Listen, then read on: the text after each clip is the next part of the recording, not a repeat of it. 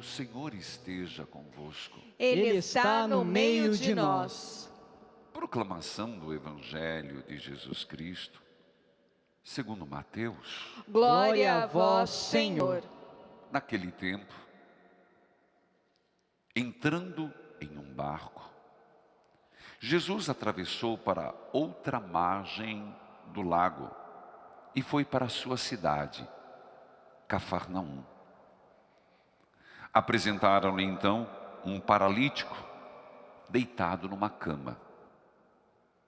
Vendo a fé que eles tinham, Jesus disse ao paralítico: coragem, filho, os teus pecados estão perdoados. Então, alguns mestres da lei pensaram: este homem está blasfemando. Mas Jesus, conhecendo os pensamentos deles, disse: por que tendes esses maus pensamentos em vossos corações? O que é mais fácil dizer: os teus pecados estão perdoados, ou dizer: levanta-te e anda? Pois bem, para que saibais que o Filho do Homem tem na terra o poder para perdoar pecados, disse então ao paralítico: levanta-te, pega a tua cama e vai para a tua casa. O paralítico então se levantou e foi para a sua casa. Vendo isso, a multidão ficou com medo e glorificou a Deus por ter dado tal poder aos homens. Palavra da salvação. Glória a vós, Senhor. Que a palavra de Deus perdoe os nossos pecados. Amém. Queridos filhos e filhas, quinta-feira eucarística. E que maravilha podermos celebrar essa presença de Jesus, presença real em nossas vidas. Mas não me canso de lembrar, porque é começo de mês, que a nossa proposta, tão bem representado nesse belíssimo canto de oração, de prece, Jesus crucificado, ensanguentado, com as chagas expostas no madeiro. Um anjo, às vezes é colocado Nossa Senhora, mas ali um anjo segurando o cálice do sangue de Jesus. Nossa padroeira, nossa madrinha da obra, Nossa Senhora do Carmo. E eu digo para vocês, é tão significativo a gente olhar esse momento e perceber exatamente isso. Somos o que somos pelo ato redentor de Jesus. Como é forte a gente voltar sempre a nossa fé cristocêntrica em Jesus Cristo e perceber que é pelo sangue derramado do Cordeiro imolado que nos veio a salvação. E nós vamos meditar isso o mês inteiro, pedindo que nos purifique. E eu diria que sejamos nós este cálice a receber o sangue de Jesus. Sejamos nós esse cálice, sejamos nós este receptáculo, esse vaso, esse recipiente para receber o sangue redentor de nosso Senhor. Filhos queridos, a liturgia de hoje, o Evangelho, ele é de uma riqueza imensa que nos coloca, de novo eu quero lembrar, em Mateus a particularidade. Você que me acompanha na missa diária, vai pegando essas pistas da leitura orante. Tanto que estamos fazendo no rádio. Se você perde de manhã, 5 horas da tarde, sobe no YouTube, tem um reprise. Mas são pistas, porque eu quero crer que você vai ler Bíblia. E você vai pegando dicas, que são chaves de leitura. Por exemplo, em Mateus, passagem de um lado para o outro. Sempre. Toda vez que vem o texto, Jesus passou de um lado para o outro, tem um grande ensinamento. E Jesus passa. Estava dos Gadarenos e agora volta para o outro lado do lago, do mar, como quiser. Cafarnaum, sua cidade.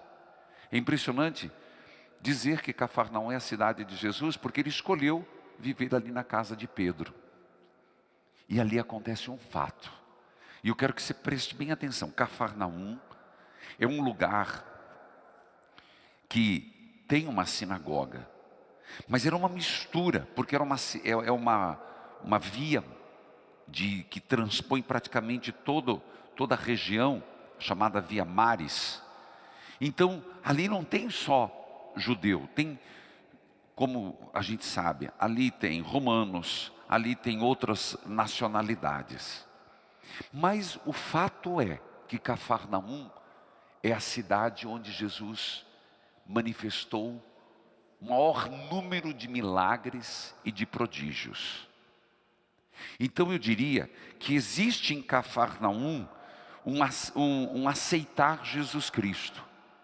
Já existe uma predisposição. A fama de Jesus era grande em Cafarnaum. A aceitação de Jesus era grande em Cafarnaum. E veja que como nosso Senhor Jesus Cristo dá uma reviravolta na história de hoje. Diz que quando chegou na sua cidade, apresentaram-lhe. Não diz quem era, mas algumas pessoas apresentaram. Sabemos que no meio destes, que aqui é sujeitos ocultos, tinha um mestre da lei, ou vários. Mas veja, eles apresentaram para Jesus um paralítico deitado numa cama. Raciocina comigo, por favor, larga o WhatsApp agora. Se ele apresentaram, é porque eles esperavam que Jesus fosse curar. Se apresentaram, é porque eles estavam esperando que o paralítico fosse curado. Então, aqui, há uma confiança, há uma fé em Jesus Cristo. Se não, como Jesus vai transformar, pelo menos que ele curava. Era pacífica. Senão, eles não teriam apresentado. Eles queriam a cura. Tinham fé em Jesus? Sim. Aqui parece-me que como um milagreiro. Ou, na pior, assim vamos dizer, na pior das hipóteses, que resolvia o problema, que fazia milagres. Jesus viu que eles tinham fé. Jesus confirma, eles têm fé. Tanto que me trouxeram. E Jesus aproveita dessa fé. Jesus vê, e aqui o próprio texto eu vou explicando. Jesus percebe que existe uma boa vontade das pessoas.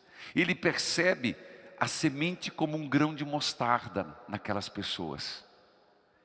E Jesus tinha alguns dons, vários, né? Pelo amor de Deus. Então Jesus, se valendo da fé, Ele quer dar mais. Ele quer que aqueles que levaram o homem para ser curado, façam um passo a mais, uma maturidade, dê um salto qualitativo na fé. Aí que entra Jesus, que se supera, leva-os a superar ou não. Jesus diz para o paralítico: coragem, filho, os teus pecados estão perdoados. Ora, mas não tem lógica isso. Eles queriam que ele curasse a paralisia. Eles levaram para que Jesus, de alguma forma, ou tocasse, ou falasse: levanta-te e anda. Não parece sem sentido Jesus falar: teus pecados estão perdoados? Não é sem sentido. Porque Jesus quer que eles dêem um salto na fé. Eu diria que o primeiro patamar já tinha sido conquistado. Precisava mais. Não crer no milagreiro. Não crer apenas no profeta. Agora crer no enviado de Deus. Por isso, os mestres da lei, olha ali, lembra que eu falei? Sujeito oculto, mas começa a revelar. Os mestres da lei pensaram. Aqui eu quero dizer que Jesus perscruta. Um dos dons de nosso Senhor é dele entrar na intimidade. Um dos dons do Senhor em vida, aqui na terra, era ver com o coração. Foi isso que Jesus tinha, esse dom. Tanto que ele foi capaz de ver além do Levi, viu Mateus o apóstolo. Ele consegue ir além. E ele lia os pensamentos. Sim, está escrito. Você quer mudar? Quer pegar, quer cortar essa palavra? Ele leu os pensamentos dos mestres da lei. Porque eles pensavam, ele está blasfemando, sabe por quê? Porque segundo o judaísmo, só quem podia perdoar era Deus. Só. Único e exclusivamente. Então como é que esse profeta, que até faz milagres, por acaso ele é Deus? É isso que Jesus quer que entendam. Que ele não é um curandeiro. Ele não é um milagreiro. Ele não é mais um profeta. Ele é o Filho de Deus. Jesus é o Filho de Deus. É o Messias. E como Messias, como o enviado, o Filho de Deus, ele tem o poder de perdoar os pecados. Nenhum profeta tinha. Aqui é um salto qualitativo. Mas veja que Jesus aproveitou a fé que tinha. O Senhor sempre se aproveita até das nossas imundícies. Ele consegue do lixo, do monturo, tirar coisas boas. Deus é capaz de olhar para dentro de nós e ver a nossa fragilidade, nossos pensamentos ruins. Ele consegue perscrutar, mas Ele consegue ver coisas boas. Aquilo que nós deveríamos fazer, né? Conseguir ver no outro coisas boas no meio de tantas coisas ruins. Jesus, por que vocês estão com maus pensamentos no coração? O que é mais fácil dizer, teus pecados estão perdoados, ou levanta-te e anda? Na verdade, Jesus aqui põe uma reflexão. Vocês são capazes e têm fé de que eu sou capaz de curar esse paralítico, mas não são capazes de perceber que eu faço isso por Deus, eu sou o enviado de Deus? E o Senhor confirma, levanta-te e anda, para dizer assim, vejam visivelmente o que eu fiz, mas percebam, graça maior que eu fiz, que é invisível aos seus olhos. Os teus pecados estão perdoados. Já indo para você já ir assimilando, o Senhor quer curar nosso corpo. É justo que nos apresentemos, claro. A adoração de hoje à noite às 19 horas é exatamente isso. Colocar nossas doenças no sangue precioso do Senhor. Estou estimulando que você mande seus pedidos. Claro que podemos, Senhor, cure a minha paralisia. Senhor, cure minha dor de garganta. Senhor, cure do câncer.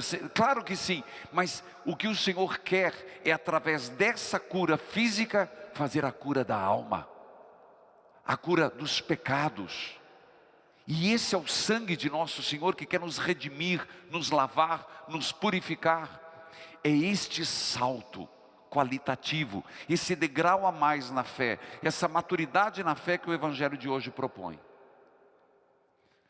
Nada passa despercebido do Senhor. Mas isso não quer dizer que nós devemos nos esconder. Ele sabe nos ajeitar, nos consertar. Mas o Senhor quer curar o corpo, sim. Mas Ele quer curar o homem todo. O homem todo por inteiro. Essa é a mensagem de hoje. E é este salto esse passo que o Senhor quer que demos.